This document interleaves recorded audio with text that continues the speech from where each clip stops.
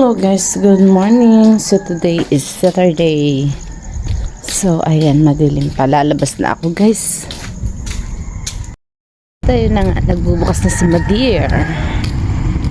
Dahil Sabado ngayon, medyo late ako gumising. Pero madilim pa din oh.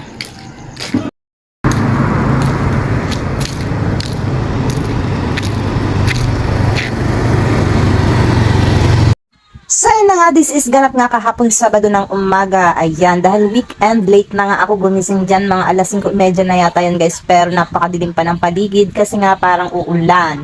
At pagdating ko nga dyan sa tindahan ay gising na nga si mama, nakapagbukas na nga rin siya at nakapaglabas na siya ng ibang paninda. So ako nga ito ay nasikaso ko nga itong rambutan kasi nga marami nga itong aming rambutan na ito dahil nga marami kaming kinuha. At pagkatapos ko nga maayos yung rambutan at ma-display na nga lahat, ay ayan, ito namang inasikaso ko dito, inilabas ko na yung mga ibang mga paninda na nasa ilalim. Ayan, dumating pa nga si Pururot dyan guys, inaamoy na pala yung puwet ko, ganyan talaga yan siya guys, tuwing umaga pupunta yan siya dyan sa akin at aamoy ng puwet ko.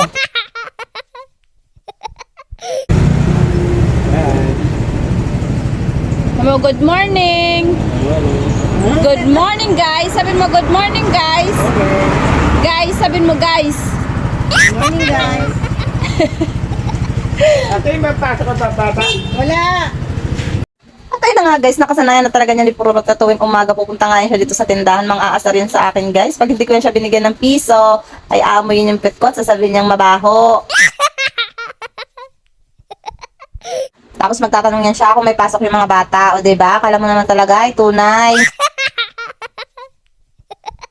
So mabait naman yung si Pururot guys. Minsan lang talaga pag sinusumpong siya ay nagwawala siya dyan sa kalsada. Pero pag yun naman na hindi mo pinatulan ay ayos laang. Hindi naman siya nananakit. At ayun na nga, after 48 years ay natapos na nga din kami mag-display dyan ni Madir ng aming mga paninda. So ayan, medyo konti nga lang din yan guys. Kasi nga kumuha dyan ng paninda ang aking minsan na si Joey, si Pugita. At ayan, after ko nga mag-display, nagkape na nga ako. Dahil hindi ako magkakape sa umaga. Dahil nga coffee is life. At pagkatapos ko nga sa tindahan ay umuwi na nga rin ako. Ayan, pagdating ko nga si Dayan ay nandun nanonood ng TV. Binigay ko na nga yung daladala kong pancake at hindi pa nga siya nag-almusal dyan. Tapos inisikaso ko naman nga itong aking lulutuin sa tanghalian namin. Magigisa ako ng pechay dahil nga maraming pechay na binili si mama kahapon sa Tanawan.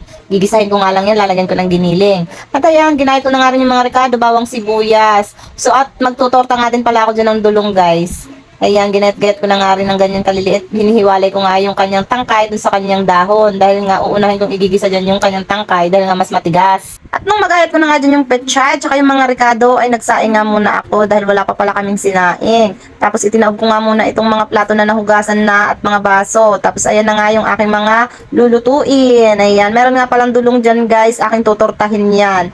At ayan nga, nilagay ko na nga yung bawang at sibuyas na aking ginayat kanina. Tapos 2 itlog, paminta at saka crispy fry. Tapos nagdagdag nga ako dyan ng cornstarch.